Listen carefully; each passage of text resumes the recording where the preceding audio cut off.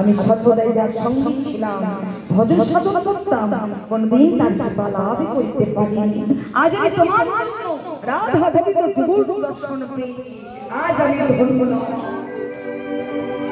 সেবা করে যেমন ভক্তদের অনাদি আদি শ্রীকৃষ্ণ ভগবান ভক্তি সেবার আয়োজন করলেন। আজ শত শত ভক্তের সেবা দিয়ে যে কৃষ্ণ ভগবান অর্জুনকে বলে, অর্জুন তুমি জাতির বিচার করো না, কে ছোট কে বড়, আমি যা তোমায় বলাই তুমি তাহা বলো, আমি যা তোমায় বলাই তুমি তাহাই করো, তুমি নিজেই করো। তাই করো হরি হরি বল। তাই আজকে তাই ভক্তকে অপমান করা হবে বলে বৃন্দাকে বললে ওই চম্পা ফুলের মালা নিয়ে গিয়ে আর সুবলের হাতে সমর্পণ করল। সুবলের সমর্পণ দিল, দেহ কৃষ্ণের গলে দিল, সুবলের হাতে দিল, দেহ কৃষ্ণ গলে দিল।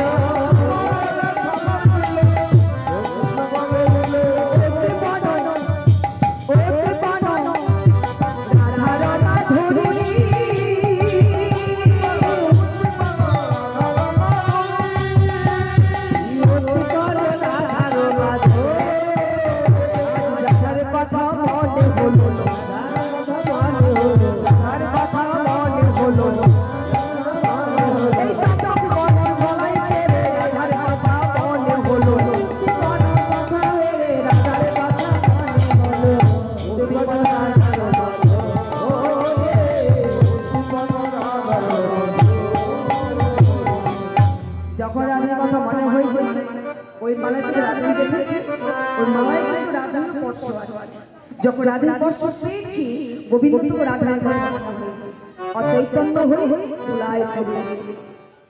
সুবল বলতে এই তো তুই ভালো ভালো, এই তো আমার কথা বলতেছি, বলকানে তুমি কি হয়েছে? তখন কানাই রাতি করে কোলে তুলে নিয়ে মধুর মধুর কথা বলি, রসিকনা